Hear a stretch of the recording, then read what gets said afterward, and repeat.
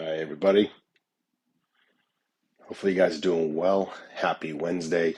This is our registered live with Brad Bradley and Sandy Ann. I made sure I put the picture directly behind me. The Amy Bradley is missing on Netflix July 16th. I don't know if it's still on Netflix, but I'm pretty confident you guys can find it somewhere. But I wanted to make sure that it was back there so you guys could see it.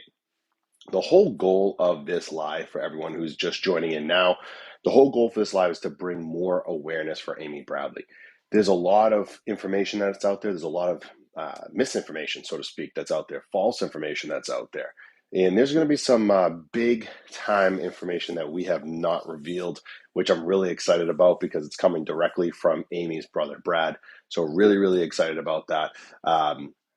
One big thing I also want to say is this, and as more and more people keep hopping on, I'm going to get Sandy going, I'm going to get Brad on here. But as we keep going, we keep getting more and more people brought onto this live.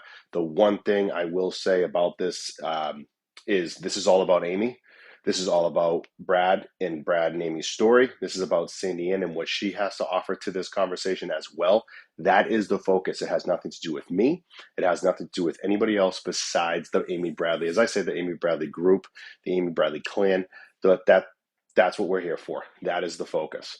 When we are doing when we're doing these questions, we're doing Brad's answering, Sandy Ann's answering, I'm answering.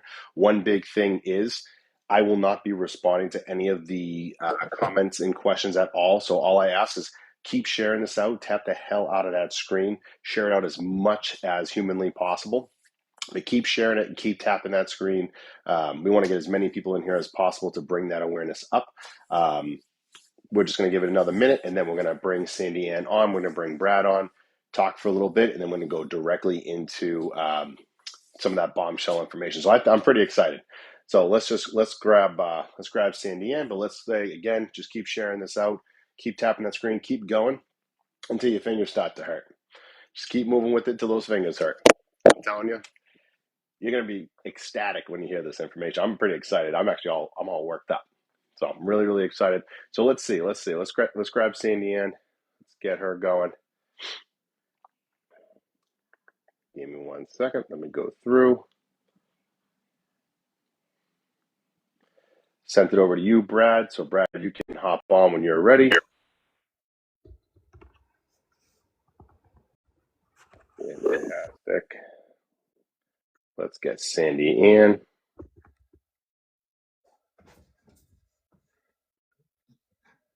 Singing Sandy, where are you at? I gotta find you.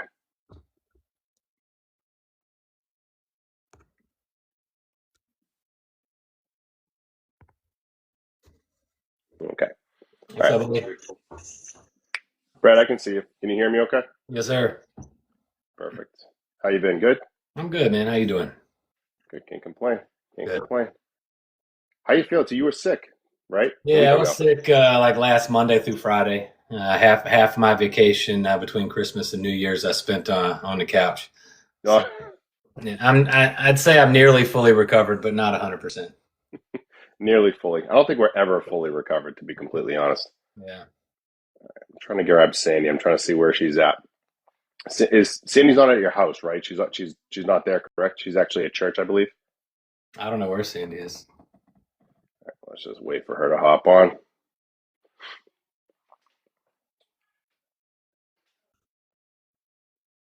How's your pup as well? I know you have a dog that at one point wasn't, wasn't doing so great. But how's the pup now? Lucy, I Yeah, mean. she's good, man. She's Lucy's 14, a Boston Terrier, and she had a couple bouts with acute pancreatitis. I guess when dogs get old, Lucy's been I'd say probably the most food-driven dog I've ever known, and she was the table scrap queen. And we love her so much, we want to give her everything, but we've had to learn, things that are high in fat content aren't well tolerated. So she was close there. We had to spend about $5,000 and have her stay overnight in the emergency vet and all kinds of IVs and medications and abdominal ultrasounds. But she's bounced back. Her and Penny were playing tonight, so she's lost a little weight. From being sick for several weeks, she lost a lot of muscle mass, and so she went from not so much a 14-year-old looking dog to now she's showing a little bit more age, and she slowed down a little bit, but she's good. Thank you for asking. Good. I'm glad. Yeah, Those little guys are part of our family. So, yeah, for sure. Sandy, where are you? I'm trying to find her right now. I'm waiting for her to hop on. Then I can just accept her. I see Sandy is waiting, but she's not waiting on my side. Yeah, I haven't seen anything from her either. She was on live.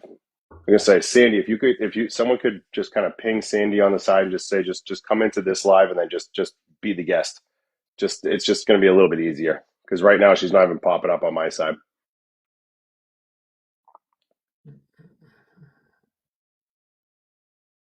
Yeah, because I don't see her here. Can you invite her from this side?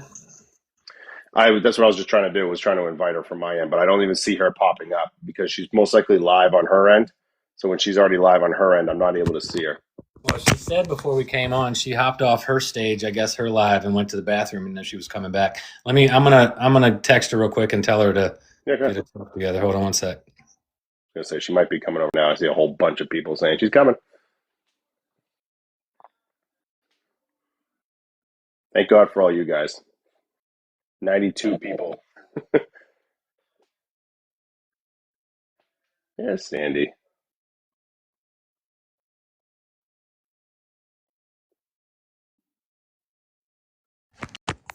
There we go. Did you get her? Yes. She should be hopping on any second. There she goes. There she is. And you guys wonder why we always go live 5-6 minutes early. I went 10 minutes early. Uh-huh. Sorry. How's it going, friends? How you doing? I am well. I just got done. I was not supposed to sing at church this Sunday, but then they called the last minute and said, Sandy, we need you, which means if I was going to help them out, I had to come to church tonight to do practice. So I am literally here at church. I said, I can do it, but I have to be off the stage at 7:45. So yeah, I feel like I'm safe, but I'm like hanging out in my church right now, getting this done. So we're on the move. We're going to make it happen. The lighting is phenomenal at that church. That's funny. No, I appreciate you guys hopping on. I know, over the last few weeks, Brad, I've seen you do interviews from Dr. Phil being revealed, some other podcasts, stuff like that. So I know where the awareness for Amy is definitely growing, which I think is phenomenal. My question to you, Brad, as I usually do with you, anything that you've heard over time or anything that's been said that you want to clear up and make sure the right information is out there before we start to really dig in? I mean, there's so much. You have any way to direct me through some of the things you might be thinking about? Because I've got about maybe 600. I don't know. Well, let's narrow it down. Let's Yeah. remove about 590 of those. I think some of the big things is, for example, the Dr. Phil interview. I remember I pinged one of you and I was like, I didn't know episode 4 really went through for you, and some of those big high notes off episode 4. Yeah, so the first 2 episodes, I mean, episode 1, he stated that she had a sleeve of tattoos. Amy had at that time not one tattoo on either arm. And unfortunately for Dr. Phil, I think he was given information by his production staff that had been doing research. So he's just kind of talking about what he's been given. I don't take anything against Dr. Phil. Obviously, he's an advocate for me and my family and Amy. Innocent mistakes were made. And so after the first one came out, because we had no idea he was going to do that at all. And when I saw the first one coming out, we kind of cringed at a few things. He said that our cigarettes were left behind, which they weren't, and the sleeve of tattoos and so forth. And then in the second episode, he went on to kind of go a little bit more off the rails in describing the taxi driving up posters, and Deshi, we knew about that then, and thankfully he was gracious enough and fully willing to have me on to kind of set the record straight and correct a lot of the misinformation that had been put out there. Deshi, we only met and came into contact with, excuse me, my lighting just failed, that's not good. Okay. Sandy Ann's got great lighting over there. I know. Yeah. Scream, Sandy. So yeah, with Deshi, we met about 3.5 weeks later. When we went, my dad and I, my uncle, and Amy's boyfriend Tom, and we actually took a psychic with us on that trip. Trying anything and everything. And after the press conference we held at the Sonesta Hotel, Deshi walked up to me and my dad, and that's where we first met him, outside that hotel in the valet circle. So he just let me go on and correct all of the things that he had misspoken about, and I was very thankful for that. Sandy, you got anything on that? Yeah. I mean, obviously, yes, for me, watching episode 1 and 2 was a little rough because I know how hard and what everything that this family goes through. So I knew that they had been on Dr. Phil 20 years ago, and I would have really liked for him to connect with the Bradleys before he moved forward. Things like that are a perfect example of what I say. Here we are. You just heard Brad say he's an ally. I mean, he after he found out that he said things wrong, what did he do? He went and did episode 3. He went and did episode 4. He gave Brad the stage. He allowed Brad to say all of the things and get them correct, right? But my issue is, and Dr. Phil, if you're listening, this is my issue. He leaves episode 1 and 2 up, though. That is what I'm always saying. Even when that it's an ally, when they have information that is out there that's incorrect, they don't take it down. We can ask and ask and ask and provide all the evidence and proof or whatever, but they leave it up. And so my fear is that I looked last night, there's like 65,000 people that have watched episode 1. And then, the next 3 episodes have like 30,000 on each of them right now. That means 35,000 have walked away with just episode 1. They still think that Amy, maybe they don't. I'm not going to say all of them do, because maybe somebody, a lot of people knew it was wrong and were reaching out to us going, hey, what's going on with Dr. Phil over there? But how many of those, 35,000 that didn't move along and watch episode 3 might be out and see someone and think it looks like Amy, and they go, oh, but she doesn't have a sleeve of tattoos. Innocent mistake, but that's a big mistake. That's my take. That's my take on it. Right. Yeah, I mean, that makes sense. I think, I know Brad will definitely attest to this. There's so many things that are out there, especially if something's either been left out, not on, sometimes not even on purpose. I mean, I think Dr. Phil is innocent, just a simple mistake. But that can obviously deter people from, really looking and focusing on the prize. And again, I don't think it was intentional on Dr. Phil's part, but I think, when it comes down to, I like to say the production company, you guys, Brad, specifically, you guys had a lot of hours of interviews, and you guys have been answering questions ever since the documentary came out in July. But according to your mom, you guys already answered these questions for the production company. That's why you're like, I've already talked about this. If they just put it out, I wouldn't have to keep answering this. I mean, is that valid? Yeah, I mean, me personally, I was interviewed for probably somewhere in the neighborhood of 8 or 9 hours for that show. And I think if you add up all the time that you see me speak on the documentary, it's probably less than 2 minutes. So, you can imagine all the stuff we talked about that wasn't in there. And, my mom was like 10 hours and my dad was another 8 or 9 hours. So, if it's just impossible. And even like for someone like me or my parents, the 3 people, and Sandy's quickly, kind of gotten up to speed. We know the most about all the things. And if someone says, sit down and tell the story from front to back, it's impossible. I mean, there's so many details. There's no way to remember all of it on the fly. I mean, I've looked back at some of my interviews, that I did initially after the documentary came out, and I leave out crazy important stuff just because I'm on a certain, train of thought, and I'm not thinking about this or that. And then later interviews, I try to go back and include those different things, but it's tough. I don't have a perfect memory. I can't memorize everything and regurgitate it on the spot every single time perfectly. And it's, it's challenging. Yeah. Can I say one quick thing? Please. Brad's getting ready to do a podcast. This is the first time that a creator has actually reached out and said, I want to get this right. I don't want to mess up. I don't want to have to redo it. We've had people that do podcasts, and we know again that they're on our team. But then when we say, hey, you've messed up a lot, they don't go back and fix it. They don't even redo it. I mean, they just leave it and they're like, oh, well, I tried. So this particular creator that has worked with us, she did a lot of, she really made a valiant effort, and she sent me a 12-page typed report for that she was going to do. And within like 30 seconds, I had found 5 mistakes on her first page. So I got on the phone with her. I spent 2.5 hours with her correcting stuff. But then we got to talking, and she was like, man, you are just a vessel of information. And I'm like, yeah, and I'll keep talking. And she said, keep going. So when we sent the revised draft back to Brad to review it, it went from 12 pages to 35 pages. But I like that. She has us involved, and she's asking questions, and she's double backing and making sure that what she puts out is actually accurate. And I appreciate that. Yeah, I think there's there's nothing against due diligence, and I think confirming a couple of times before putting it out there, because I think as we all know, once it's out there, it's out there. It's tangible at that point. We can't take it back, no matter how hard we try. So I have to respect that, Yeah. 100%.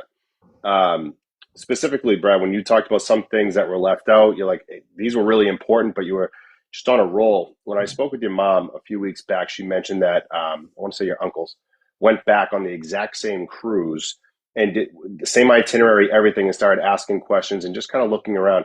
That obviously was something we got from your mom. Did they end up seeing anything, hearing anything that was, I don't know, I would say noteworthy that you guys are able to share? Not really. They went on the same cruise. They went to each of the islands. They handed out flyers. They spoke to police and customs and, hospitals and all, as many things as they could think to do. Obviously you only have a limited amount of time on each island. So, it's not like they went to Curacao and stayed there for 3 or 4 days. And, my uncles were interviewed for the series as well, and none of their interviews made the cut. So they had a lot of things to share, I'm sure, but nothing really exciting came from that. There was some information. They went to one of the harbor, I don't know whether it was customs or one of the offices in the harbor, and they were asking questions about the Free Winds, the Scientology ship. And the lady was like, I'm sorry, I can't share any information about that. So then they pull out the flyer that they brought with them and showed the lady, and she said, hold on a second. So she went in the back, I guess she checked some records, and she came out and volunteered to them that the Free Winds left that day against their previously scheduled time that they were supposed to be on the island, and they stayed gone for a much longer period of time than they typically would. That's really kind of the only fairly interesting thing that I remember from that trip. Of course, I haven't spoken to my uncles about that trip in years and years. So I'm sure if I would have done that before this, I could have had, a lot more, interesting information to share with you. But that's what I remember from that. No, that's okay. And I just want to address the 800 and change in here. We're going to go into the newer information in just a little bit. I just want to do a quick recap with Brad and Sandy Ann. Just to be transparent, the new information is new public information.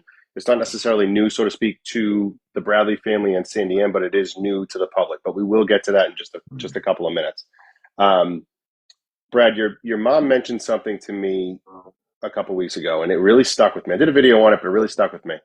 She said people were reaching out to her that were on that cruise that had no idea that Amy was missing or there was a missing passenger at all. And they were on the same cruise, and they reached out to your mom after the Netflix special. What do you make of that? At the fact that you guys were told, and then obviously told the world, yeah, they said they put up flyers, they did this and then that. And then you find out there were people on the actual boat that had no idea that somebody was missing. Like, what do you make of that? Yeah, it's not just my mom. I've had several people reach out to me that were on that boat. Sure. And they told me the same thing, that they were never aware that the passenger went missing from that ship until the show came out. I don't know. Obviously, the ship didn't do a stellar job making everybody aware. Obviously, initially, they didn't want to let anybody know about it. They didn't want to disturb their vacations. But and I'm sure after, we got off the boat, of course, while we're on the boat, we got back on the boat that Thursday, and we're in FBI interviews and we're kind of quarantined in these offices, in these conference rooms. People are out on the island. They don't really even know what's happening.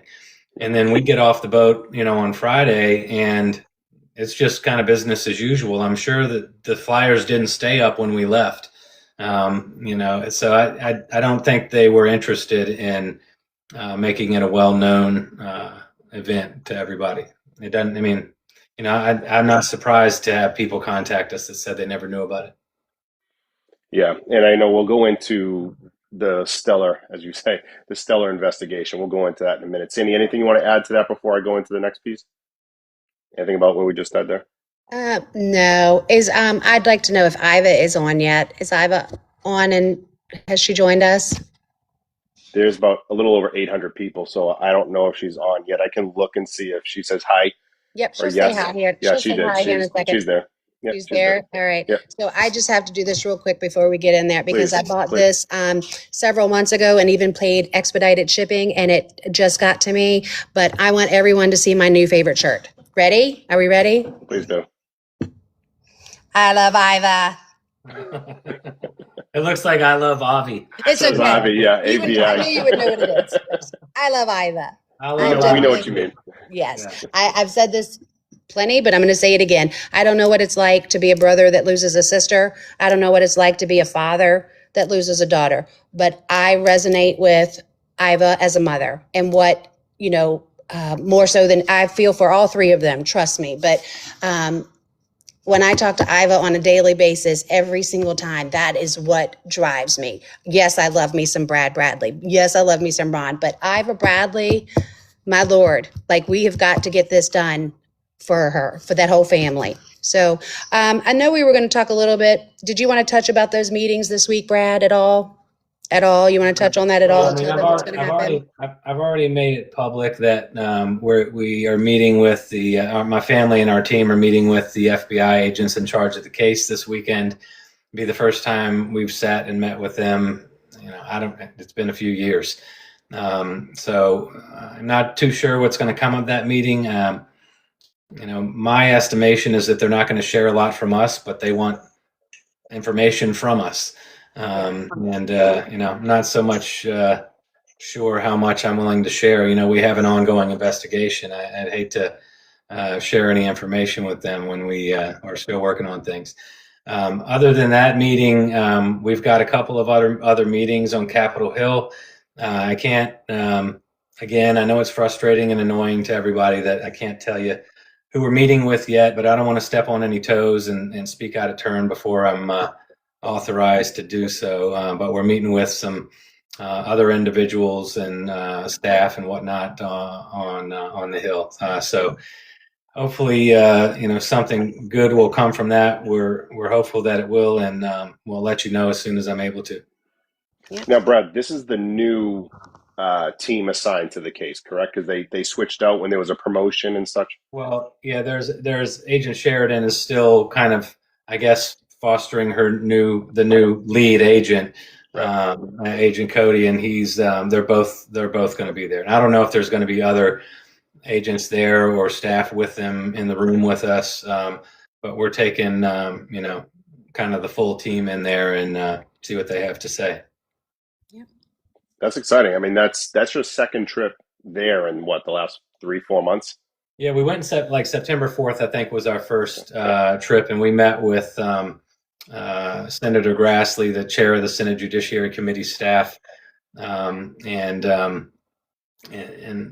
unfortunately, we got a response from them where they had kind of received a rubber stamp letter from the FBI saying, again, we're not going to tell you anything. So I don't know whether that's, fallen flat or whether there's more to come from that. We're still in communication with them. And we've got some additional people. So September 4th to, January 9th or 10th, that's, I guess 4 months time. Okay. Sandy, before we go into that stellar investigation and then a couple of other things, I saw a few comments on this earlier, so I just wanted to address it. I think you put out something recently about Amy needs help in the Caribbean or military help. Could you just give us some context around that? Because I think that could go a couple of different ways based on the Yeah. questions that I'm seeing here. Yeah, actually, it was our team member that handles our Instagram account. She came up with that. And obviously, with what is going on in Venezuela, we do not know. Obviously, we cannot say for certain where Amy is. But in those islands and stuff going on, it makes you go, hey, our military is there. They're in Venezuela. So for us, it was a message to put out to the military to look out for this girl. You might not have thought about her before, but you all are there, your boots on the ground. And so that particular day is when everything was kind of happening in Venezuela. We don't know I don't really know what's happening at this point, but I don't think any of us really know, to be completely honest. yeah. So, you have to imagine that there might be a presence for the military and not just that island, but maybe possibly even others. And so, it might be an opportunity for Amy to run. If she sees a military person, ask for help, tell them who she is. And, it might be our best chance of, her feeling safe enough if she was to see a military person to be like, okay, here's my opportunity.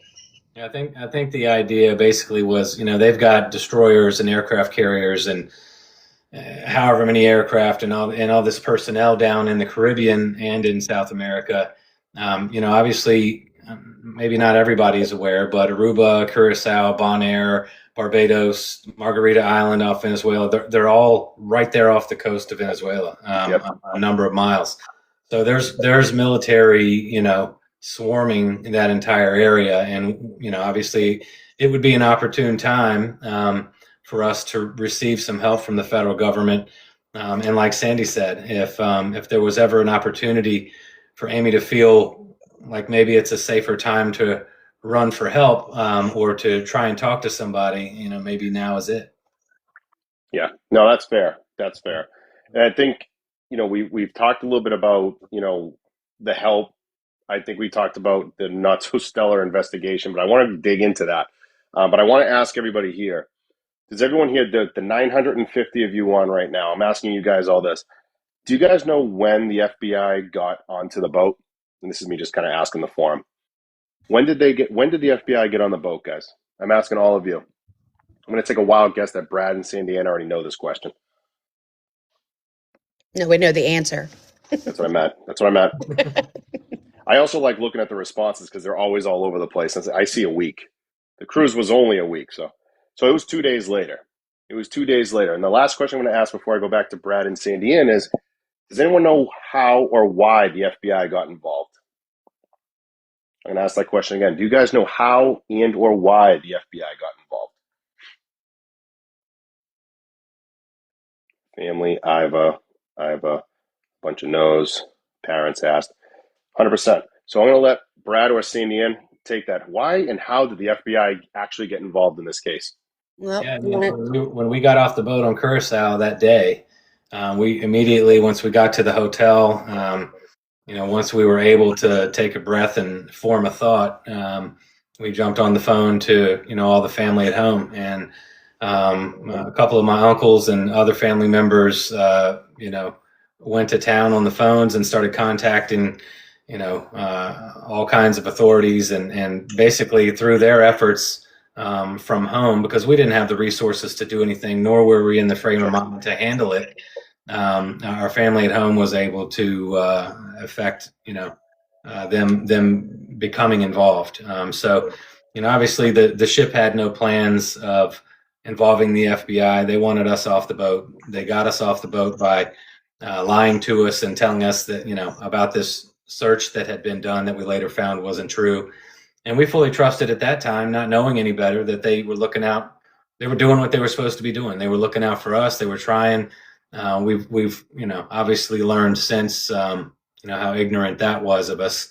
But, they suggested we get off the boat, and because they were performing the water searches, and they assured us they had searched every nook and cranny. She wasn't on the boat, and, we'd want to be there if they found her in the water. So, we said, okay, and we got off. So Like I said, to just go back and more simply answer your question, our family at home were the ones that were able to get the FBI involved. Good, Sandy. And I know you're Yeah, excited about I this. think it's important that we step back though from that. He just told you Sure. about after they got off, but you need to back up. I'm going to take you, and yes, some of this information you've heard, but I'm going to stop and I'm going to read you things from the security report so that you can hear them from yourself. And when you hear from this point to this point, and then we're going to ask you a question and then we're going to blow your mind. So hold tight. So let's go back to, it is Tuesday morning. It is Yep. March 24th, 1998. Ron has woke up. Amy is not there. He goes out looking. He's not frantic. He's just like, wonder where she went. Maybe she went and got coffee. Maybe she's taking pictures, what have you. He goes about and he is out there just looking for her. He's not frantic. But after a while, you're a parent. If you've had a child, after a minute, though, you're like, what? Hold on here. This ship ain't, there's only so many public places that she should be at this point, and I'm not finding her. So he's walking back to the room. It is approaching 7 a.m., not quite, but he's approaching that. In that hallway, if you're at home taking notes, make sure you write this down because it's so many moving pieces that if you read this back later, you're going to go, oh my. In the hallway, as Ron is walking to the cabin to go get Iva, Lou Costello is standing in the hallway with a radio in his hand 30 feet from their cabin. This is a huge ship. Sandy, let everyone know who Lou Costello is. Go ahead. You want to take that one, Brad? I mean, I can, but you want to take that part? He was the chief safety officer or chief security officer on that ship. Yep. So the fact that you have this enormous ship, there's a few thousand passengers, the chief of security is pretty much right outside the door, out of all places to be. Coincidentally, nothing has been said yet, nothing has been disclosed, but the chief of security is literally, essentially, right outside the door in the hallway. I would say perhaps he was positioned. That's what I think too. Position. And, good word. And think about that. He has a radio in his hand. So when Ron approaches him before he even goes in the cabin and he says, hey, I'm not sure but what's going on, but I can't find my daughter. I can't find it. That man had a radio in his hand. Do you think he alerted people right then? No. So, but they have this conversation. Ron goes in, wakes up Iva. Iva is now on the scene, right? She goes into Mom Road. She's hauling butt down to the purser's desk. She is, begging them to back the ship off the dock, secure the gangways, like making an announcement. They won't do that. That's when they make that statement that they're not going to make an announcement because it's too early and they don't want to upset the guest. And they tell them to go off and, they go off, tell them to go look more and then to come back. Okay. So they go look a little more. Then they go and wake up Brad. Then Brad gets into it. So now they're all out there searching. They haven't found Amy. So now they're heading back to the purser's desk. Sandy. Yes, sir. Just so the haters don't jump down your throat. So Dad came back around 7, saw Lou Costello, talked to him, said, hey, I can't find my daughter. Came inside, woke Mom up. They both woke me up at that time. Oh, They told me to stay there. They go back out. They go to the purser's desk. I don't know, 15, 20 minutes later, they come back to the room to get me, and then we go out. So they had woken me up before that. Yep, that's a valid point.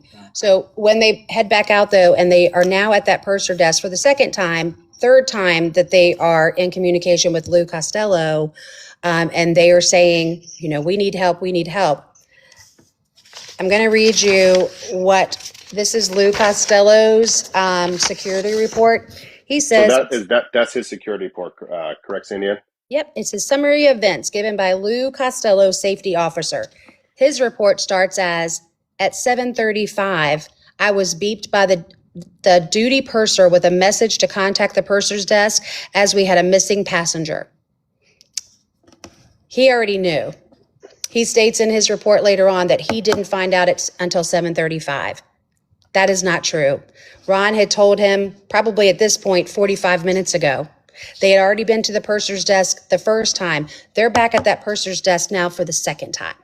So he's acting as if this is the first time he's ever heard or knew about it. Yep. He has a events of incident he has, but he also has his summary of events. And he states in both reports that 7:35 is the first time that he learns that there's a missing passenger on the boat. He was in the hallway when Yeah. Ron was in the Out of back. the entire ship, he's in the Yeah. hallway right there. Yeah, but the ship's only 12 decks and 1,000 feet long. You know, Yeah. with Yeah, 4,000 people, so he Can't be a could. coincidence. Yeah. Yeah. So and I think his verbiage. Sandy, correct me if I'm wrong. I've always kind of thought that he said he was made aware. He was only made aware of a missing passenger or a dislocated or mislocated passenger after he was contacted by the purser's desk at 7:33 or 7:35 or whatever it is.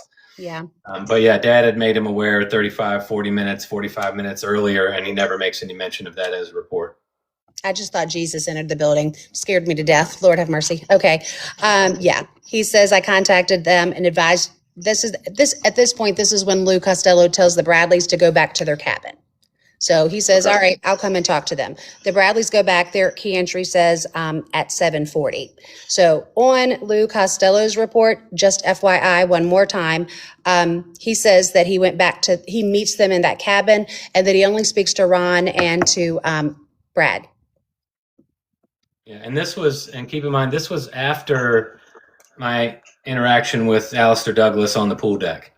That was going to be my next question. When was that in relation to when you spoke with Alistair Douglas Yellow up on the pool deck about your sister? It was after. So, you know, like everybody knows, the time frames are a little ish. You know, I think I said in earlier interviews that it was probably around, you know, just after 7:00 in the morning when he said that to me. It was probably in actuality closer to like 7:30, because after he and I talked, I didn't keep sitting there. You know, he brought that guy over, he interrupted me. I gave them my timeline, and after that happened, I got up, and I don't have a clear recollection of my path back to the room. I don't know if I went to the purser's desk and then Mom and Dad were there and then we went back together. I don't know if they were already back in the room and I went back to the room. I don't recall that, but you know, Lou Costello coming to our room at 7:40 or whatever Sandy is saying that report says was after I spoke to Yellow. Yeah. So my question to you, Brad, is how did Yellow know about this before the chief of security? Because chief of security said it was around 7:35, 7:40, but Alistair Douglas approached you prior to that. So how did Alistair Douglas know before the chief of security? That's a great question.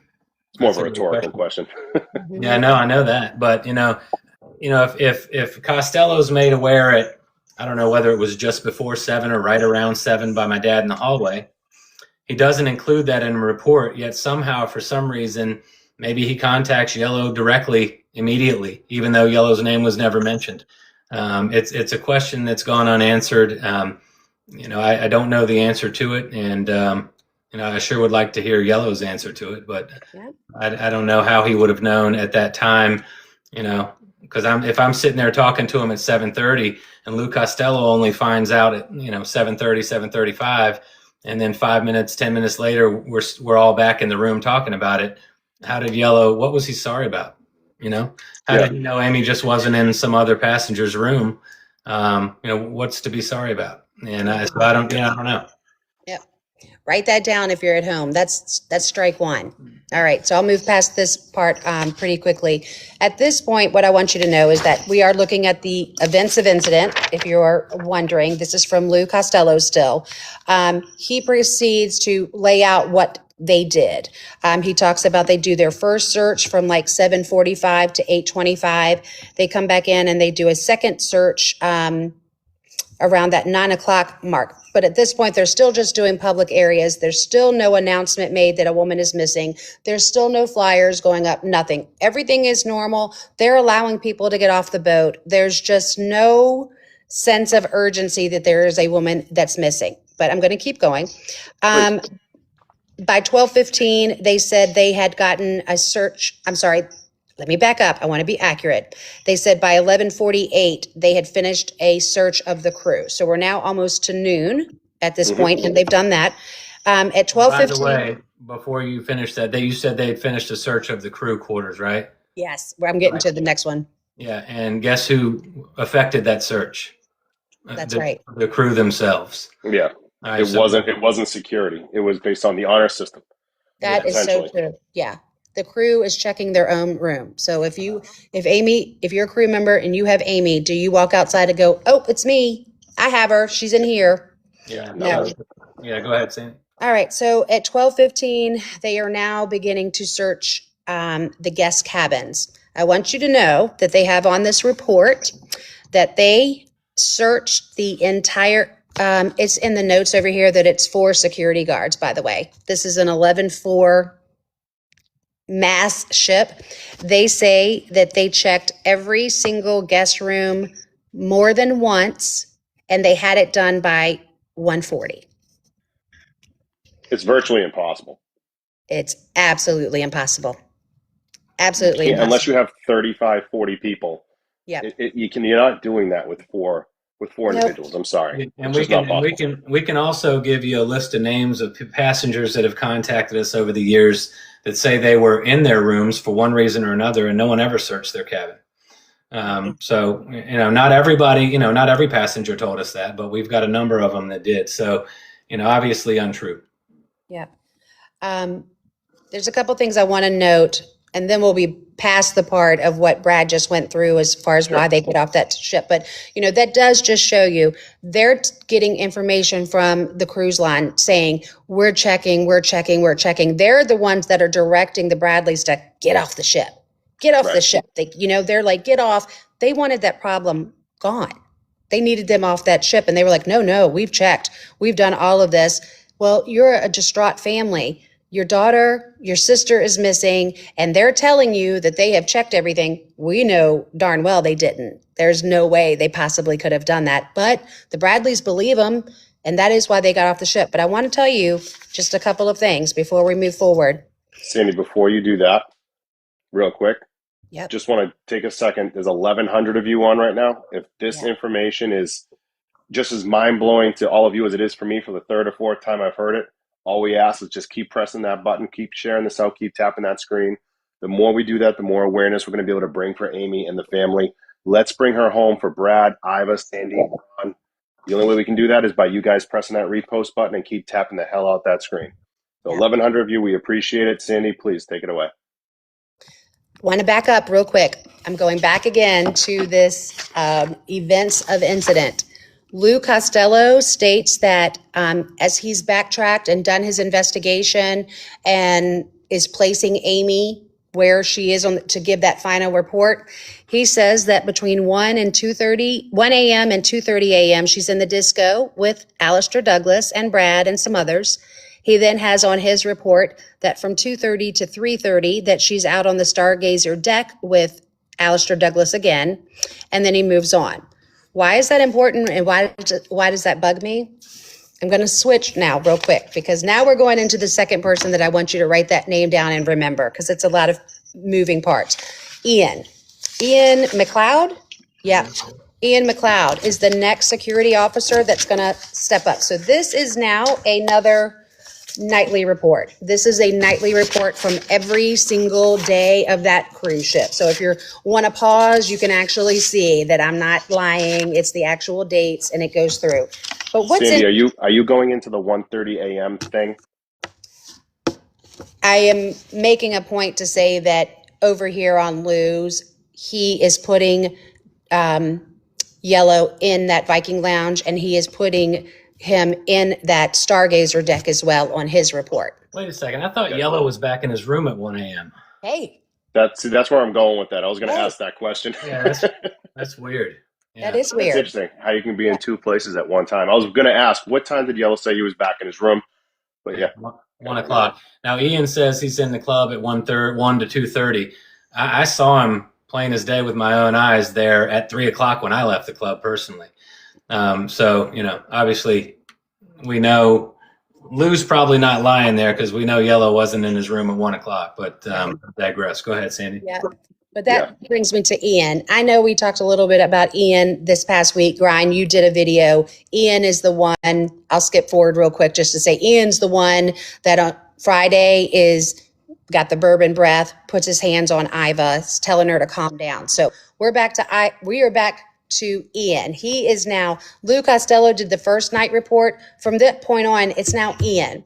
And I think it's important to note that if you're a security officer, I find it odd that and if you go back, I know people will just because they like to see if I'm lying, but if you go back and slow down that video now, you're going to see that every single day on Ian's report, starting from March 22nd through, his very first comment is Viking Crown, very quiet this evening in the bar. All officers and staff clear by 1:30 and no problem.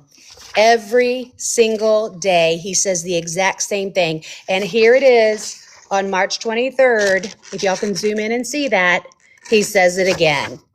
Viking Crown, very quiet this evening in the bar. All officers and staff are clear by 1:30 and no problem. But wait, Lou says Yellow's over at the Viking Lounge and the Stargazer on his report.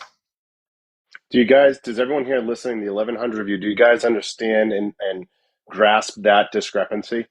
How one security person is saying, oh, everything is clear, everything is good. And then you have the chief of security saying the opposite, saying that they actually see some crew members out and about. Do you guys see that huge discrepancy?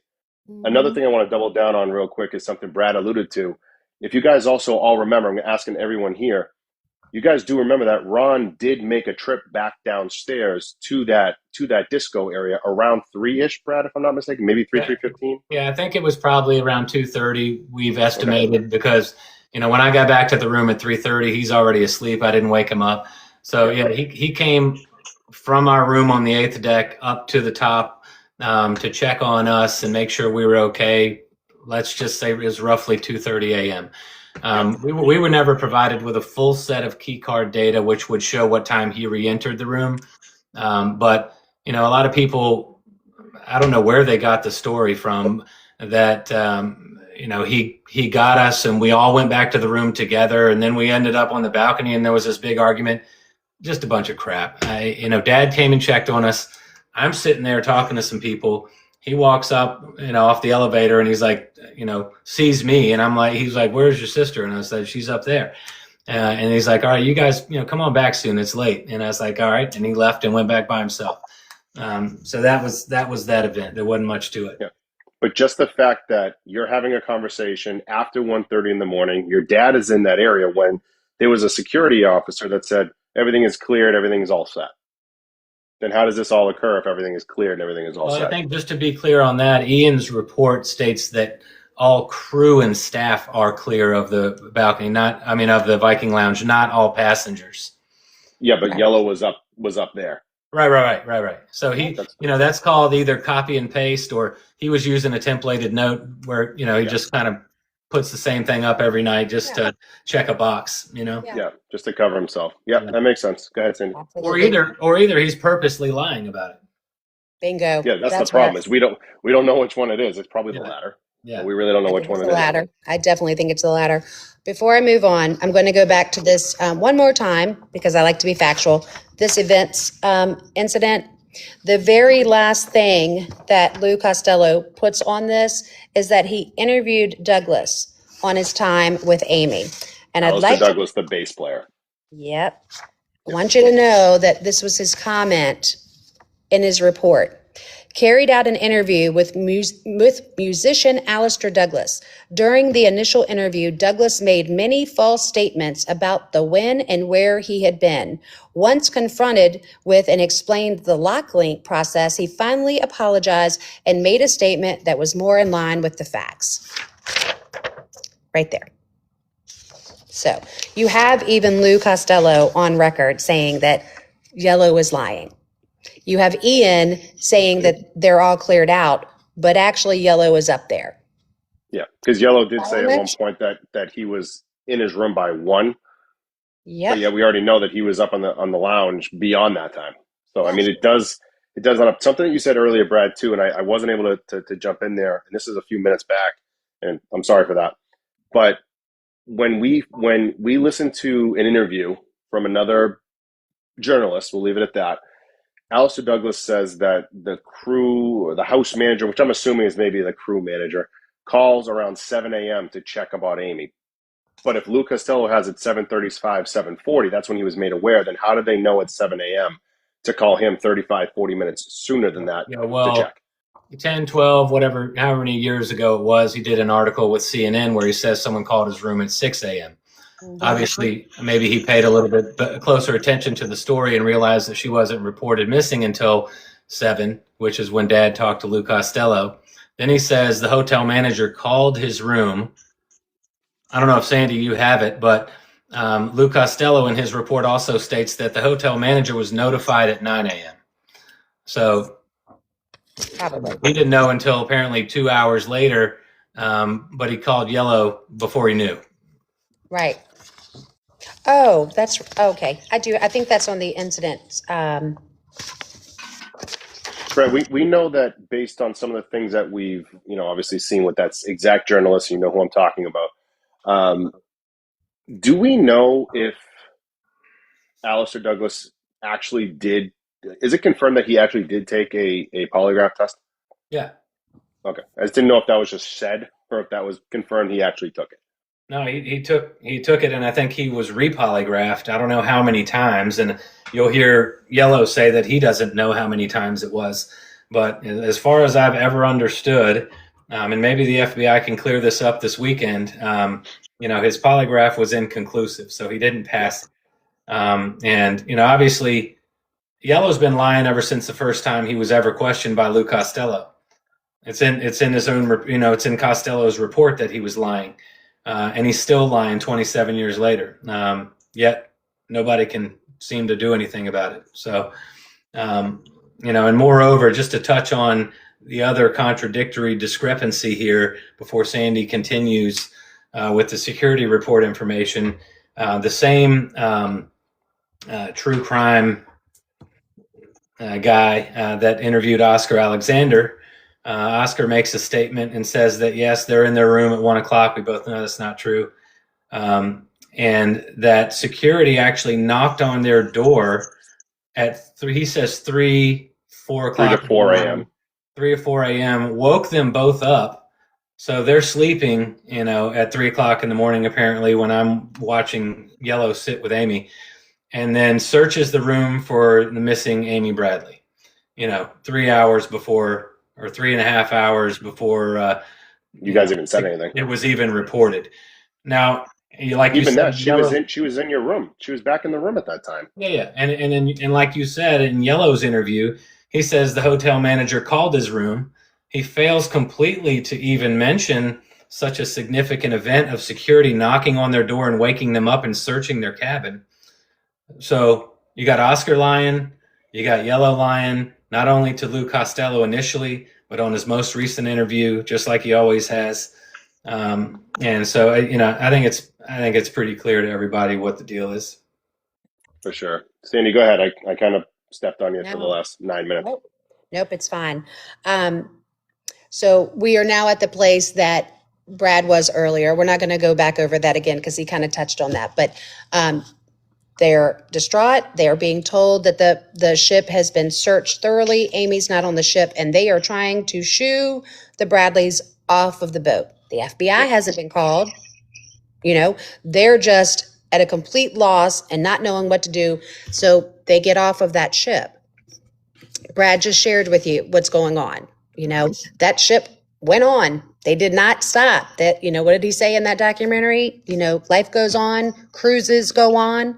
That's exactly what happened. Their problem was off the boat at that point, and they were sailing on. So Brad shared, they spend the night there in Curacao. That's a rough night. That's the whole time that those people came, the people came to the room and all of that stuff happens. But it's on Wednesday that they find out that the ship had not been searched, and now they're frantically trying to get back on that ship.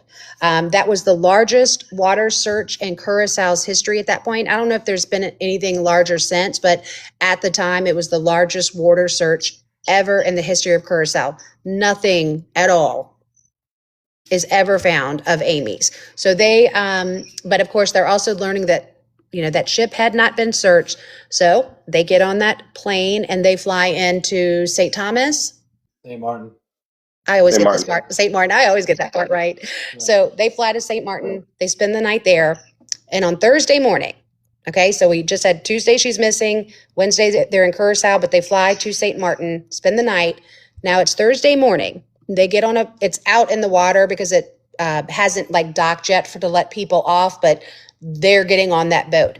It's the Bradleys that have contacted the FBI and said, we need help. It's not Royal Caribbean. They left their problem in Curacao. They've moved on. They have no clue what's about to happen. But the Bradleys get on a ferry and get back on that ship. And they say the FBI is on the way. So now, for the first time, what does Royal Caribbean do? They finally put up a flyer. They never made an announcement about a woman missing. They hadn't done a flyer. They've done absolutely nothing except get the problem off the boat. But now the problem's back on the boat and the FBI is on the way because the problem called the FBI. So now they put up a flyer. The FBI is on that ship. The Bradleys are on the ship. They dock. The people, the passengers on the boat get off at St. Martin. They're off doing their whole thing that day, exploring, whatever you do when you're on the islands. The Bradleys are on there getting interviews, doing everything they can with the FBI. So do you understand what's happening? Just want to make sure everybody understands that. So that evening, which is now moved in to Friday morning, we are now on Friday, March 27th. Brad and Iva are out walking around at 3:30 in the morning. What day did I say? Friday. Friday morning. Friday morning at 3:30 in the morning. And by the grace of God, they run into Crystal and Lori. Does everyone here know who Lori and Crystal are? The 1100 on this live. Do you all know who Lori and Crystal are? Okay, I'm just looking for the responses. Okay. Just want to make sure you guys know who Lori and Crystal are. Lori and Crystal, and I know Sandy Ann's going to keep going with this, is the two, we always say the college girls because that's how they've always been referred to. There's no disrespect there. They're the ones that witnessed something pretty interesting regarding Amy and Alistair Douglas. I want to let Sandy take it from here, but that is who Lori and Crystal is. Remember, Friday morning around 3:30-ish in the morning. Yeah, I'm not going to take it from here. Brad, I want you to tell sure. I want you to tell them what those two girls said to you and your mom. This is Friday morning. Yeah, so, Mom and I were up and we couldn't sleep, and we decided to try to, potentially retrace where Amy may have gone. We don't know what the hell we're doing. So we leave our room. We say, okay, we take a right. She would have gone this way. The elevator's over here. And so we take a right. We get out to kind of I guess it's kind of a lobby-ish area on our floor where the elevators are.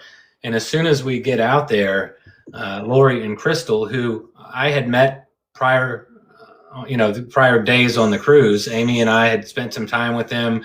We spent some time in the casino with them. We spent some time on the pool party with them. They were in the disco that night. So we knew who each other were. They literally ran up to me and my mom about as breathless as you can be, white as a ghost, wide-eyed, breathless, talking to us saying, oh my God, they're talking a million miles an hour. They said, we saw Amy. We've been looking for you. Amy was going up the glass elevator with Yellow, between 5:30. It was after 5:30 in the morning, between 5:30 and 6. And they go up the elevator, and then, 10, 15 minutes later, Yellow comes around by himself, and, we didn't see Amy anymore. But so obviously that was the first time Yellow's, to us became like, connected. Let's run to security. So we go up to, immediately to the purser's desk. We tell him to get security up, and this is when, Ian McLeod comes down, bourbon full of breath at 3:45 in the morning when he's supposed to be investigating a missing persons case.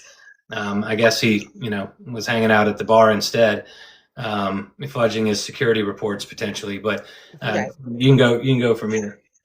And Right. Sandy and Brad, this is that new, not public information that we wanted to share, correct? We're almost there, buddy. Okay, I was going to say we're getting there because I know a lot there. of people are like, is this it? Is this it? We're getting there, coming. but this is the beginning. It's coming after this. You can ask that at 3:47. This is the night rounds report again. This is by Ian McLeod. The very last thing he says is at 3:47, Friday morning. Again, Friday morning, March 27th, 3:47 a.m. Bleeped from Purser's desk to say I was requested at Purser's desk. The Bradley family was there with the two girls from 2055 and said they had fresh information and wanted them interviewed by FBI immediately. I contacted the FBI at 4 a.m. and they came to me in the purser's office at 4:20 a.m. I had already separated the two girls into the back office and left the family in reception sitting. Okay? Yep. So my question is to all 1,200 of you, based on everything that you know, I just went through every single report. You've seen all the documentaries. You've seen all of the lives. When was it that Royal Caribbean, on their perspective, when Brad and Iva find out that Amy has been seen with yellow? So when is it that Royal Caribbean found out that Amy had been seen with yellow? This is all for you guys, all 1,200 of you. When did Royal Caribbean find out that Amy was with yellow, according to the statements? Just give them a second. Sometimes it takes a moment. I know. I see the same night. I see never. They knew days later. Never. Well, the next day. All right, hold on. So let me back up. And explain this again. They have ran into these girls with Crystal and Lori, and they have now, Brad and Iva and those two girls go and get Ron out of the room, out of the cabin. They also pick up the two McCords. The seven of them go to the purser's desk to talk to the Royal Caribbean staff to let them know that Amy has been seen with yellow. So when's the first time that they are letting Royal Caribbean know that Amy has been seen with yellow? I literally just gave you the answers, guys. Yeah, but I know it's been said. I've seen a bunch of people say Friday morning. Yes, that's exactly right. Friday morning. That's right. Guess what, guys? That's not true. And that's what we decided we were going to come on here, and we were actually going to finally share it and tell you. Those two girls went to Royal Caribbean on Thursday afternoon. Remember, I told you that the passengers were getting off of the boat in St. Martin. When those girls got back on the boat on Thursday afternoon, and keep in mind, the Bradleys are already back on the ship. The FBI is now on the ship. On that Thursday. Girls on Thursday afternoon. They go to their room, and now for the first time, there's a flyer on the door about a missing woman. Because why? The cruise has finally decided to do something because the FBI is on the way. Yeah. So here is the two eyewitnesses that saw this are Lori and Crystal. This is Lori's recount of what happens on Thursday morning. And here we go. It's all right there if you want to stop. When we got up on Thursday morning, we went to St. Martin. When we returned onto the boat, there were flyers on everyone's door. We read the paper. Then I started to think about what I had seen. So as part of the story, remember, she's already shared, y'all know that she is one of the eyewitnesses that said she saw Amy go up on the elevator with yellow around 6 a.m. approximately. So what she's saying is that in that moment, though, this is her first time of going, oh my God, that girl is missing, because she hasn't known. Nobody's told her about it. So she's processing it. She sees the flyer and goes, what? And goes, wait a minute. I saw her with yellow. All right. Sorry. I got off. I started to think about what I had seen. The whole day, Crystal and I talked about it. I told her what I had seen because she didn't see everything. And Lori has always been honest about that and said that they were on that deck and she is the one that saw them go up on the elevator. But when Yellow comes back down and comes down and actually speaks to him, Alistair then speaks to Crystal, and Lori didn't speak to Crystal. So both of them have, she saw them going up, Crystal sees them coming down. But yeah, I think, real quick apology on that one. Yep. So you have Lori and Crystal have always said they saw Amy at some time between 5:30 and 6, probably 5:45 to 6. So they see, or Lori, I guess, mostly sees Amy and Yellow go up the elevator. They describe what she was last wearing. They said she had blue shorts on, white T-shirt. The white T-shirt was underneath the yellow polo, which she was wearing when I went to bed. That yellow polo was on the chair in the room. So when she left the room, she's only wearing the blue shorts and the white T-shirt.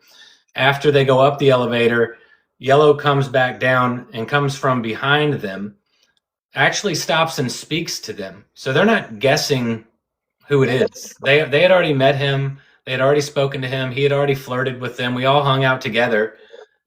He stopped and spoke. Lori didn't care for him, so she kind of turned away, and Yellow and Crystal had a conversation. So there's no question at all. None. Who they saw. No. There's no question. And there's no question when they saw them. And Sandy can get into that a little bit more. Yeah. And so that's part of our grievance, is that when they came back in the room and they didn't have their cards that morning, back on Tuesday morning, when they've seen Amy just go up, they didn't have their keys. And so they knock on the door. Crystal's mom, Ann, is who lets them in. And she even makes a statement of like, Lord have mercy, y'all been out late. It's almost 6 a.m. That's how they knew. That's how they built the timeline, because the mom actually said that to them. Okay. So now we're back to Thursday though, real quick. And she's seen this. My point about Ann is that to this day, the FBI has still not interviewed Ann, the mother that let them in the door, to corroborate that those two girls came in around 6 a.m. And they know that they had just seen Amy with Yellow. Okay, now get this one. All right. Later that day, we saw Crystal's Aunt Kay. I'm back on Thursday, just so that we're clear. I'm back on Thursday when they have gotten on the boat, they've seen the flyer, they're processing it, they're talking about it, and then they say, later that day, we saw Crystal's Aunt Kay. We told her the whole story and asked her what we should do. She told us to go to the purser's desk. We went there immediately after talking to her. We told a lady at the desk that we had information about Amy Bradley. She took us to a small office in the back. A man in a white uniform came to talk to us. He brought us water. We told him the story, and he went to get another man. While he was gone to get this man, Crystal and I got a piece of paper and wrote down the address of Royal Caribbean. The other man came out to talk to us. I don't remember much about him. After talking with the men, we then walked up to the 5th floor, and then we went up to the 8th floor. So my point, I want to stop here really, really quick, is to say that's now the second person that hasn't been interviewed to corroborate. You have now Aunt Kay that also has never been interviewed or spoken to corroborate what these girls were saying. And this was still on that Thursday, if I'm not mistaken. And again, Royal Caribbean said that they didn't hear anything till Friday. That's the point. Yeah, so they hear about it on Thursday afternoon, or let's say Thursday evening. We're on the boat. The FBI's on the boat.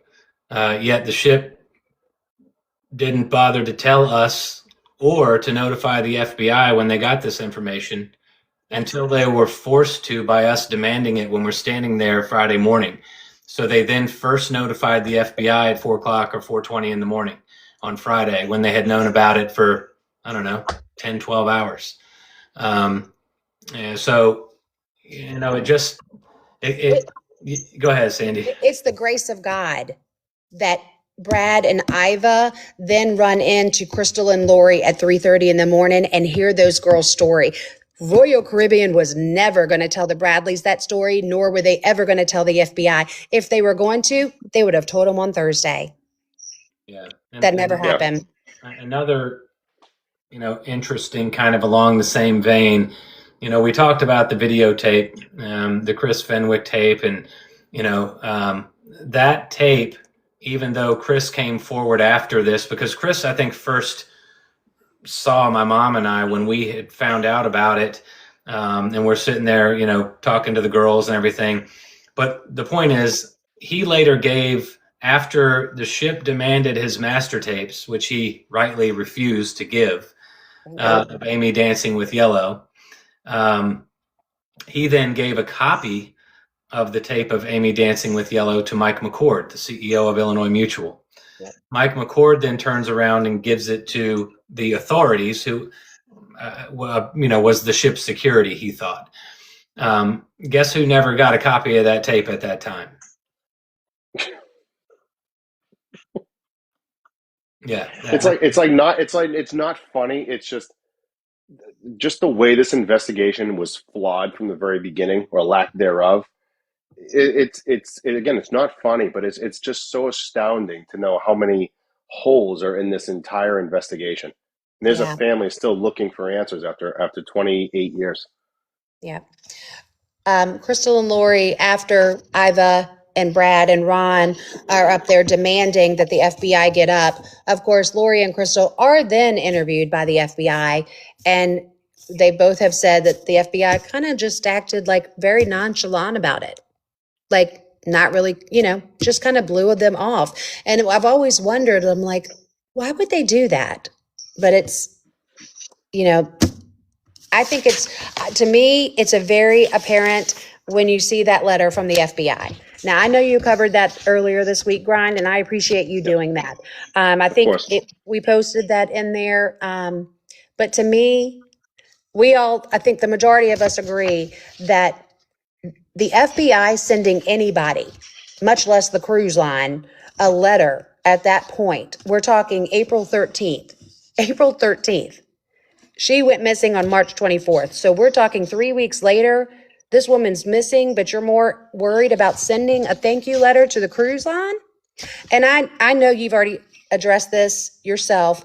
I won't, belabor it, but nobody does that. You don't send a thank you letter to the hotel. You don't send a thank you letter to the restaurants, but you're sending a letter that you refer to Amy as a passenger.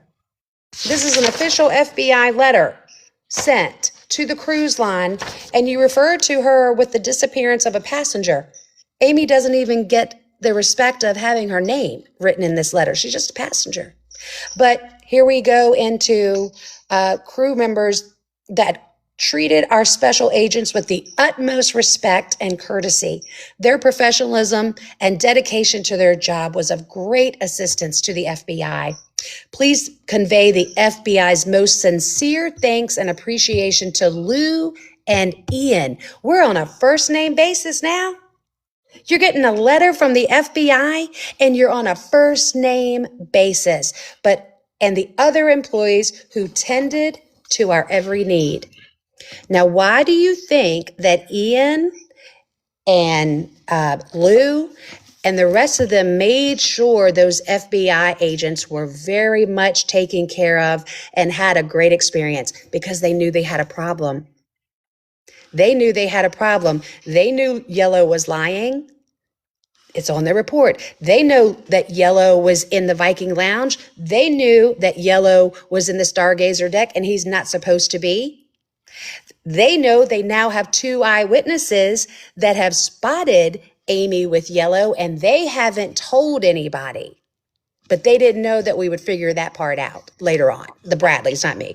But I'm saying they knew they had a problem, so they started. I bet you they were all over them. Hey, man, can I get you a drink? Hey, man, do you want to come over here and we've got this going on? They are schmoozing them, and definitely somebody just said it, but kissing butt.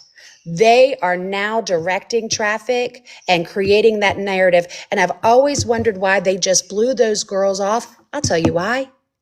Because Ian and Lou on Thursday, when they found out, on Friday, when they have to say, well, yeah, we talked to them, but they were drunk.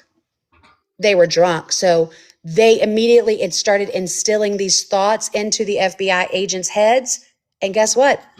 FBI went along with it because why not? They're having a great time. Well, I mean, they're getting treated really well. You got no investigation for 48 hours. Right. And then once the investigation is forced because the FBI comes on the boat, guess who does the investigation for the FBI? You got 2 guys, 2 FBI agents get on the boat. They're not searching the whole boat. The crew and the staff is. They're not doing, they're at the mercy of what the cruise line is willing to tell them. They're at the mercy of what the cruise line is willing to show them. They're at the cruise line's mercy with whatever security reports are provided them. Everybody's seen on the show that table, the balcony table was up against the rail. It wasn't there. After we were separated by the FBI, my parents, myself, my mom, and my dad all put in different rooms. They all asked us to draw where the balcony furniture was. Each one of us drew the same exact picture with that table where it was, beside Amy's chair against the sliding glass door. When Royal Caribbean cleaned the room, someone moved the table towards the rail, and I don't know whether that's where they staged the table all the time, or whether, potentially that's where they put it because they want people to believe certain things. So, I don't. They were already spinning. Yeah, but I can tell you right off the bat, they're not going to be.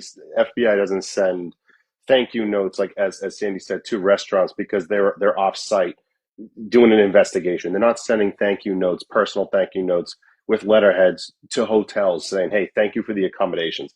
It's a conflict of interest. It's usually not something that happens. So for the fact that this happened, along with the other information put together, raises a lot of eyebrows. At least in my opinion.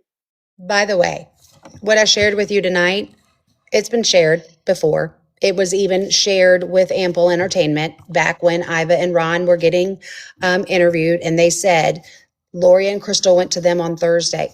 But once again, that didn't make the documentary. So Sandy, I wanted to say something about that. I think that's a great call out, because I think a lot of people have heard me say this on the lives, and I think having Brad and you on right now is a good thing to bring up. Understand, to the 1,100 people, understand that a lot of this information, maybe over 90% of it so far, has all been disclosed and discussed with Brad, Ron, Iva, when they were giving their initial interviews to the production teams. But they left all that stuff out.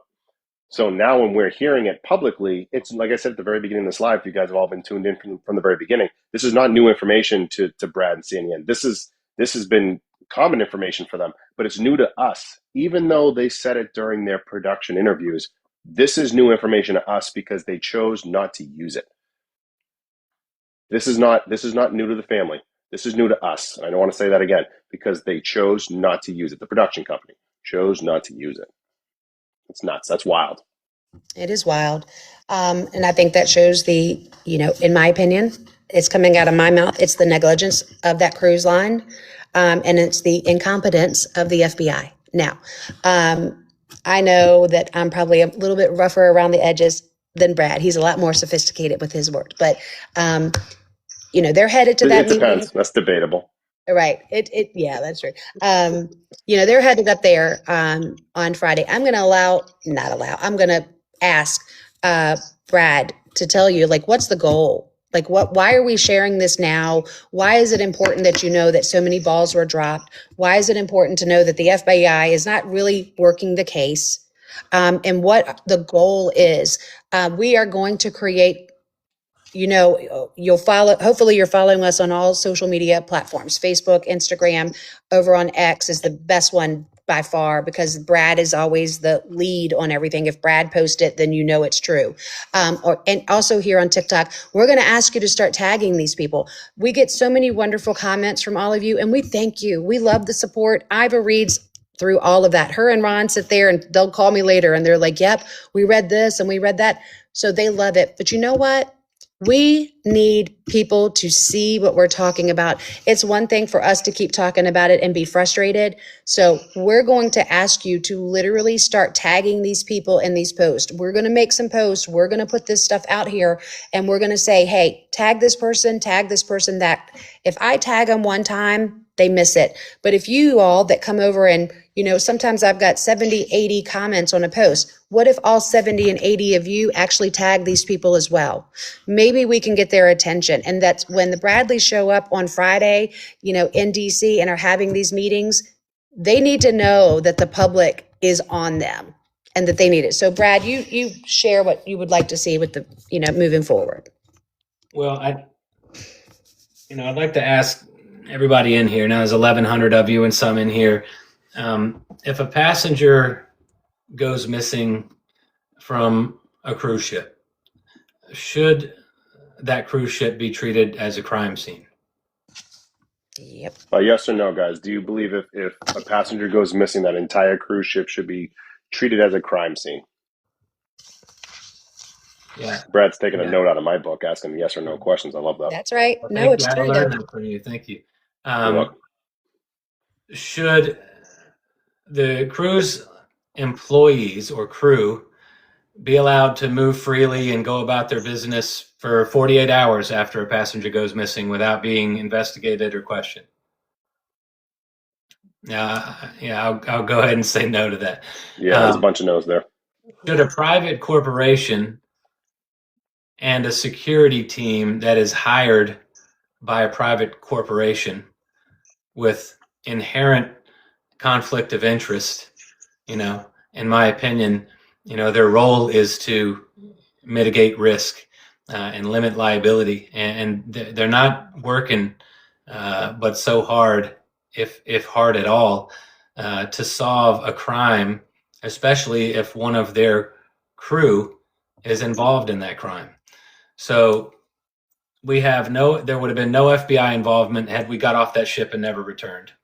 Their goal was to get us off. You've heard Kirk Detweiler, everybody's favorite cruise director, say that cruises go on, life goes on. So they left on schedule, standard operating procedure. Nothing changed. That boat was not locked down. That boat was not searched properly. There was no independent authority on board. That private corporation is free to withhold video evidence or potentially provide misinformation on security logs. Just because it's a security log, those people aren't under oath. They put whatever they want. And if there had been an independent law enforcement, you may have heard me speak on Dr. Phil or on another interview. Airplanes have air marshals. They're not beholden to the airlines when something happens aboard one of their planes. So on one hand, would you rather have a private corporation security team who looks out for their interests investigate a crime or a missing passenger, or would you rather have an independent authority or a law enforcement agent or agents on board these cruise ships to do what's right without conflict of interest? I think it's pretty obvious that has been sorely lacking for years and years, forever. There's so much money involved in these corporations, and they're all it's about is protecting the money, and they're not interested, in my opinion, in protecting their passengers or the people. We're pushing for AMI alerts. Before there were Amber alerts, there was no public notification if a child went missing until the public ranted and raved enough about it to bring that into law.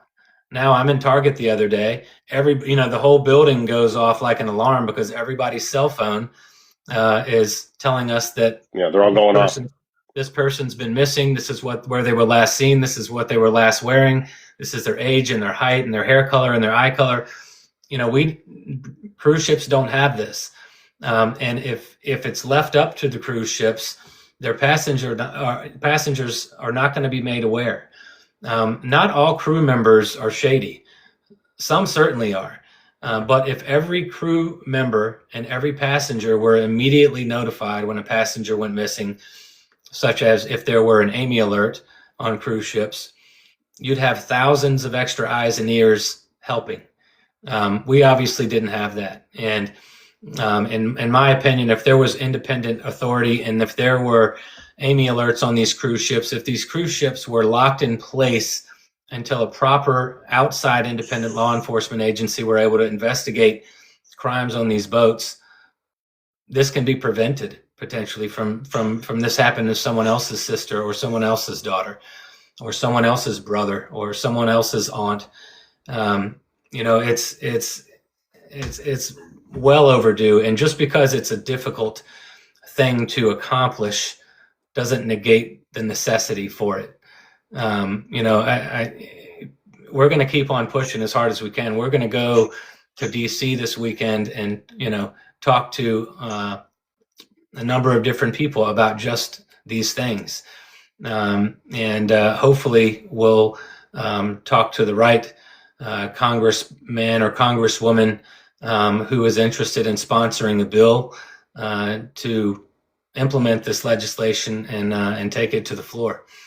I think it's commonsensical. I don't think it's an unreasonable ask. I think everybody would agree that these are reasonable things to ask for, and they can prevent a lot of heartache for a lot of years for a lot of people potentially. So that's what we're working on. And meanwhile, obviously we hope to find Amy, and we hope to find answers, and we hope to hold those responsible for her disappearance accountable. But while we're doing all that, we also have to do all these other things, because without us trying, it's obviously never going to happen.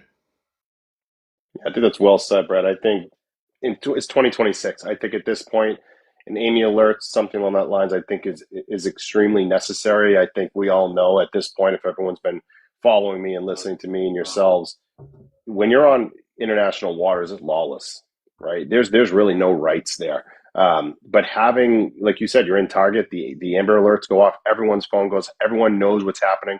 I don't think we should be, as a country as a whole, I would say, as a nation, why don't we have something like this? It's literally, you have federal air marshals on airplanes, but we have nothing on cruise ships. To me, that's it's astounding when you speak it out. So I like heavily agree with that. Sandy, anything you wanted to add there as we wrap up? Nope. Yep, definitely. So on that line, we are approaching 32,000 signatures on that Amy alert. So thank you all that have already signed. But I'm going to ask you all to go to change.org/Amy alert and sign. You do not have to donate. I think there's something on there that makes you think you have to donate. You do not. We just need a signature, and you need to be over the age of 13. If you're not following us on Facebook and on Instagram, I would definitely strongly encourage you to do so, but I absolutely positively want to make sure that you're following Brad over on X. His handle is at BradRad5Bradley. So Brad and then Rad, R-A-D, the number 5, and then his last name, Bradley. Please follow him over there just so that you understand how our team works. If there is important information that's going out, and that also says if you see some crazy stuff online and you're like, it's saying that Amy's been found, or, somebody's found her ring, or all of this stuff, go check Brad's X account. If that were true, he would have said it. So if you check his X account, you can, and it's not there, you can probably guarantee that what you're reading is just false and just some type of AI article that's been generated. So please follow Brad over on X, BradRad5Bradley. I obviously post a lot over here on TikTok. So if you thought you were following me before, you probably aren't, because my account got taken down. But so make sure you follow my new account, which is Singing Sandy Ann. And two more things. One is we really ask people to not post stuff up on social media, though. Pictures, leads, tips. Please don't do that. We don't know who's following our accounts. As an example, you've got 150,000 people following Brad over here on TikTok. There's 20,000 over on that Facebook group page. We don't know who's in there. Please don't do that. If you have any leads or tips, please send it to the amybradleyismissing@gmail.com. amybradleyismissing@gmail.com.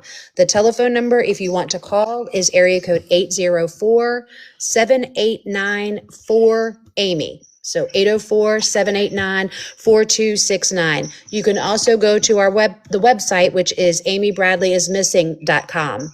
amybradleyismissing.com. There's also a supplemental website that was done by our friend Stormy that is missing Amy Bradley. If you want to get more details, he's done a fantastic job of digging in and giving you timeline about that whole entire week, much more than what we've even discussed today. So you'll want to go over there and do that. But anything you want to say, Brad, before I give my last little Yeah, thing? I don't know what you're going to say. I might take it from you here, but You're not. like Sandy said earlier, before we, kind of learned better, we asked people to post and to reshare and all that stuff, and it's been awesome. And thank you all for doing it if you've done that. But what we need is a storm of tagging people in Congress, people in the Senate, people in the House, your local, elected officials, Donald Trump, Kash Patel. Even though Dan Bongino is not there anymore, he's probably more effective in the public eye on his podcast at this point. Laura Trump, Barron Trump, Pete Hegseth, and I mean anybody you can think of in the administration that we're still trying to get in front of.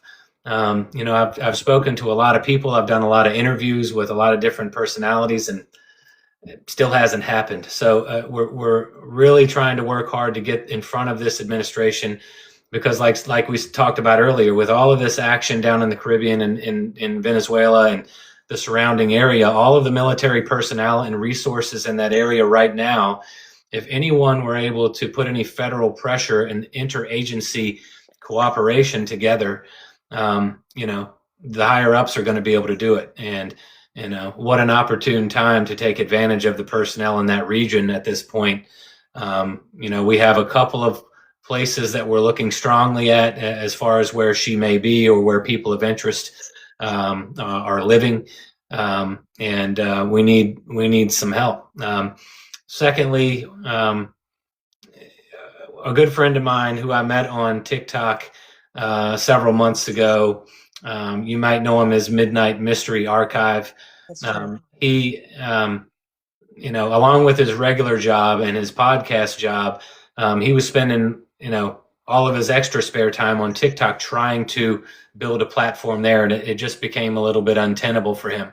But what he has been working on and what he's coming out with in the next, I guess it's probably in early March, is a 12-part podcast series where he's working with me and my family and Sandy and all of the creators on TikTok, including you, Grind, that have been so helpful to us, to tell the most accurate telling of Amy's story that's been told to date, from front to back. So if you're not following Midnight Mystery Archive, he's not on TikTok anymore, unfortunately, but you can find him on X. You can find his podcasts online. But I think he's going to do a phenomenal job telling the true story of Amy Bradley and her disappearance, and what has been done and what hasn't been done and what we're still doing, and all of the above. So I encourage everybody to look out for that when it comes out, and spread the word. Yep.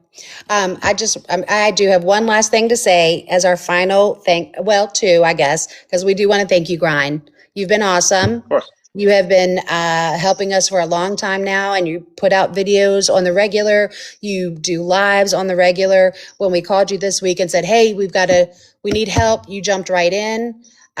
You do a great job of reaching out to us to get answers to the questions, to make sure you're putting factual information out there. I appreciate that. And I know the Bradleys appreciate that as well. I do want to say that I've been watching some of the comments, and I saw some people trying to help, and they were putting change.org/Amy Bradley. So I just want to make sure that everybody here knows it's change.org /Amy Alert. Change.org Amy Alert. That's where we need you to go to sign that signature. So as our final, anything else, Brad? No, I mean, I don't know how much time we have left on here. I've seen a few people asking for us to share the bombshell again because they joined late, but I guess they're going to have to catch the YouTube link when it comes out. Yeah, this is being downloaded. It'll be uploaded to YouTube, so they're going to have to catch it there. Yeah. Right. So last but not least, we've mentioned a lot of, I know we made fun or had fun with it a while ago about Seth Barnett. He came on, and his mom that's with International Cruise Victims. That's another great source for you all to go and look at. But, y'all had guys night, and y'all came on here and did a live. So we have a lot of ladies that help us as well that definitely don't get the credit and the shout outs that they deserve.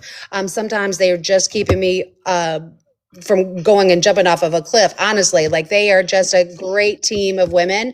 But Kendra is the one that came up with the Amy Alert. Have to give her all the credit in the world, but there's a whole team of these girls across different social media platforms. But on January 22nd at 8 p.m., that's Thursday, January 22nd at 8 p.m., Iva Bradley and I are going to do a live here on TikTok for the very first time. And you'll get the opportunity to have, I know that you've watched documentaries and TV shows and interviews, but this will be your time to finally, have one-on-one access with Iva and to ask questions and, get to know her better like we know her. But our ladies, we're calling it a ladies night live because the girls are finally going to have their night. So that's going Mama to be Bear. Thursday. Yep. And I had said that right before I got on this live that I was going to post it and so that you could go ahead and register. But I literally came from stage right over here. So when I get done, I'm going to go create that live. Go ahead and make sure you register. And the ladies will see you on January 22nd. Love it. Brad, Cindy, thanks so much. I know it's never easy to talk about some of these things, but I know, Brad, you've been so strong going through this, just always telling the story accurately, consistently from day one. So again, thanks for allowing me even the opportunity to have you guys. I know how busy you both are. So thanks for at least giving me the opportunity to have you guys up and answer some of those questions and give us some of that bombshell news that I am going to wait to say again because it's going to be on YouTube. But I do appreciate you guys. Absolutely. Yeah, thanks a lot, man. Appreciate your time and everything you do always. You mean a lot to me and my family, and Sandy, obviously, you do too. So thanks to everybody who's been paying attention and watching, and stay tuned. Hopefully we'll be able to share more here soon. Absolutely. All right, Absolutely. Guys, enjoy the rest of your Wednesday. Absolutely. See ya. Take care. Bye.